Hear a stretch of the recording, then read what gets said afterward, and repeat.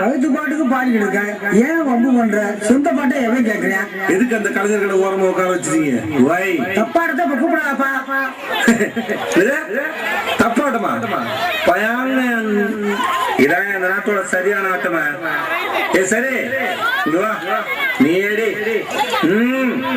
மக்க கலங்குதப்பா, மக்க கலங்குதப்பா, மடி பிடிச்சி இழுக்குதப்பா, நாடு கலங்குதப்பா, நாட்டு மக்க தவிக்குதப்பா, என்ன பெற்ற மகராசா.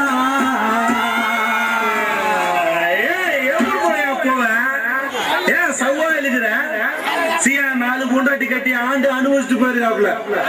சந்தோஷமா பாடியா, நிம்மதியா போவாப்ல.